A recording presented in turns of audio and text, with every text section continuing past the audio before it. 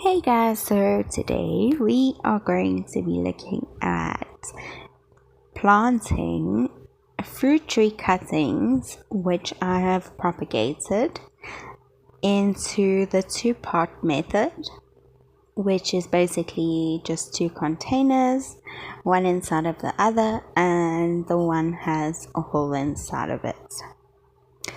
So I'm going to show you guys how we do this exactly and how we go about it. I hope you stick around. It's really interesting and super fun. Let's get into it.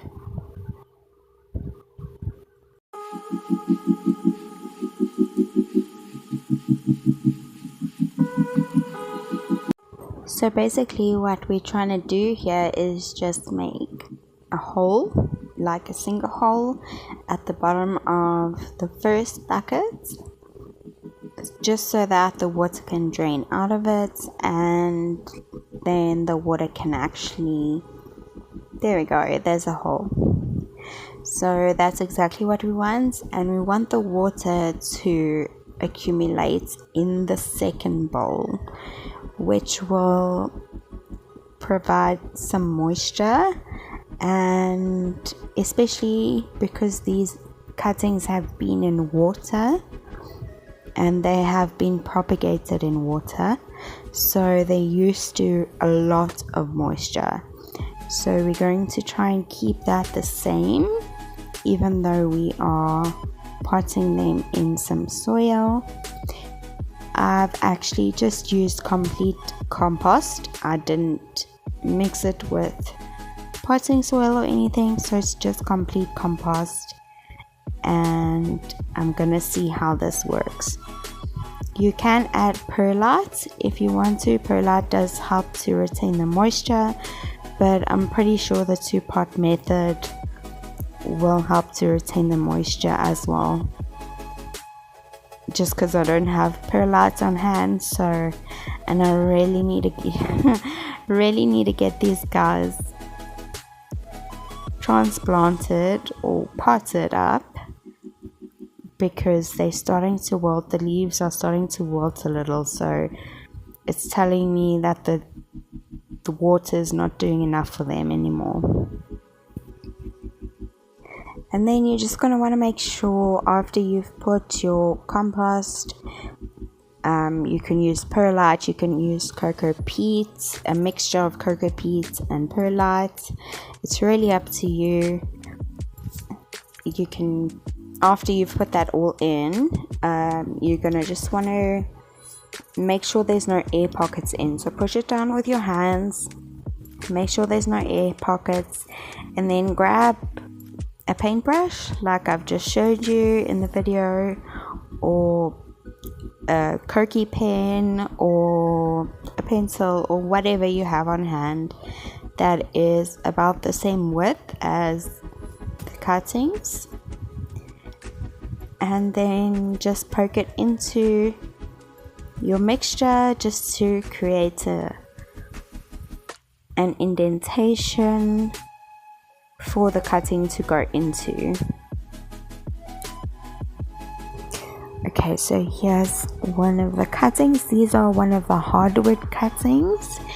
You can see some of the nodes have some leaves which have grown out. These cuttings were completely bare when I began to propagate them in water, and they actually grew these leaves while they were in the water that I put them in.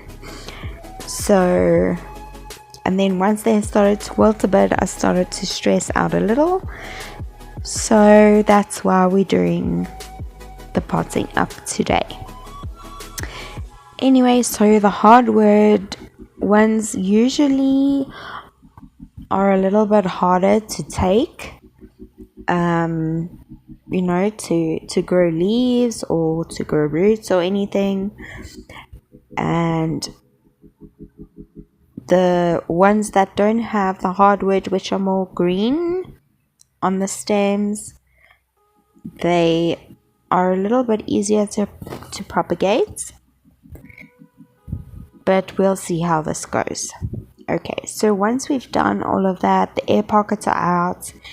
You're going to want to give it a nice water. Once you've put the cutting in, just make sure you squish it down. Make sure to get all the air pockets out, and then whatever air pockets are remaining, the water will get out. As you can see here, the water is draining and it is accumulating in the second bucket, which is exactly what we want because we want to retain that moisture. Okay, so this is what I propagated them in. I literally just took a whole big cutting of a peach tree and I just thinned it out. And I separated it, a little bit of hardwood cuttings and a little bit of softwood cuttings. And I then took some aloe vera, and you can cut down the sides of the aloe vera where the thorns are, and then you can cut the top and the bottom of the aloe vera skin until you get that gooey bit out.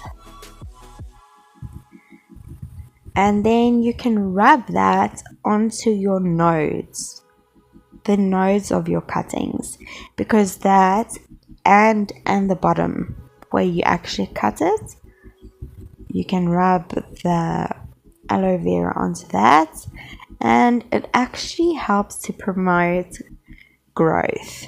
So root growth, leaf growth, it's really, really good for promoting growth.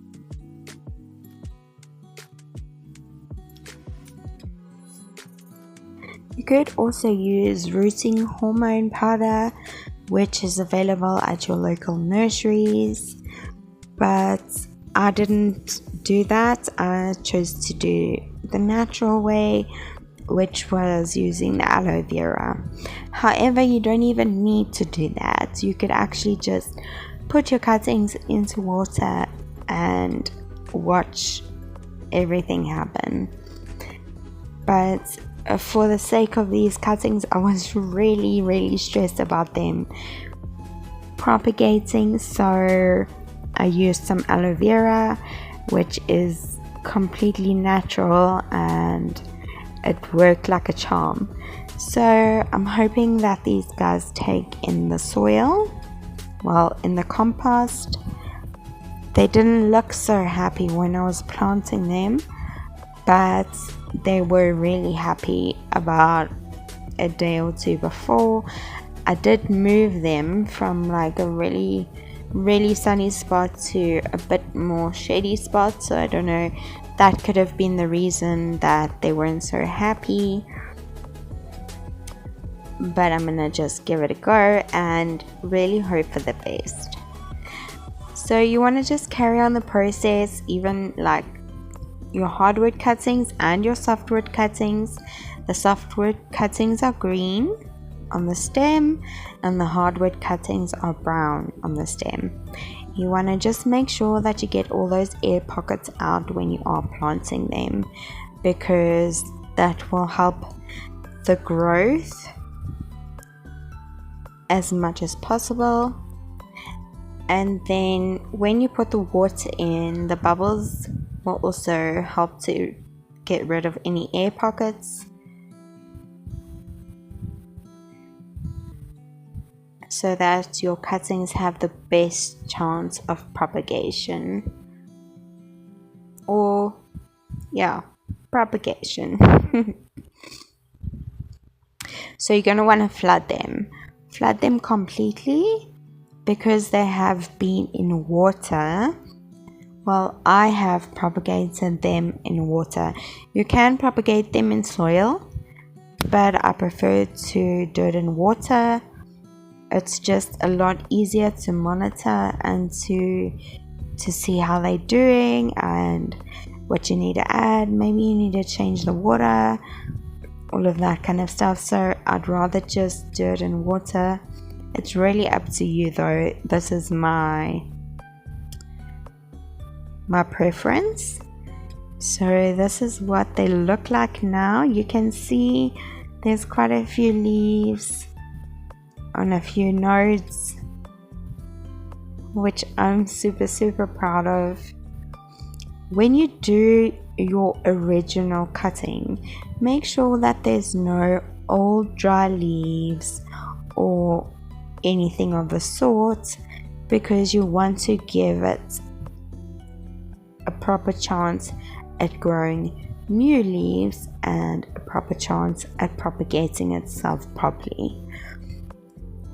Okay, then let's move over to the greenhouse effect. So I'm not going to use plastic bags, I'm going to use plastic bottles, and I'm just using a Stanley knife to cut a 2-liter bottle in half. And then basically what we're going to do is use this as a greenhouse.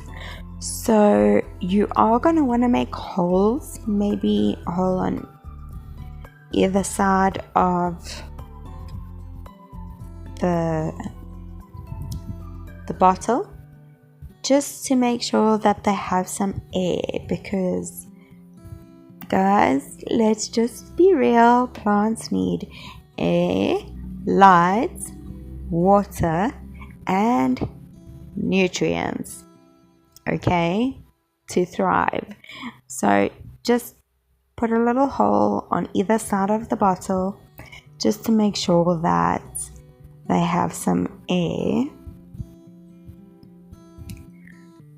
so that they can breathe.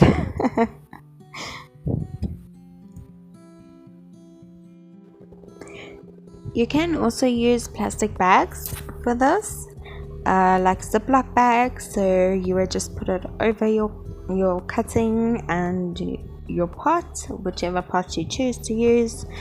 You can use plastic cups as well instead of yogurt containers. Just be creative, guys. Like, seriously, it's gardening, it doesn't need to be tricky. But yeah, so you can use Ziploc bags and then basically just pop it over your cutting, like onto the container, and then you can just sort of half close each of the sides, just so that there's still some air coming in. And you want to make sure that these guys are regularly watered and they have water regularly at the bottom of the second pot, just to ensure proper propagation.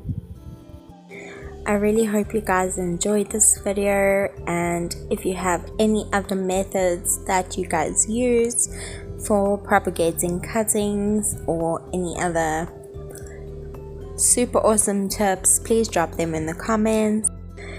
And if you enjoyed this video, please make sure to like and subscribe, maybe drop a comment just to let me know, give me some feedback on exactly what you guys are enjoying.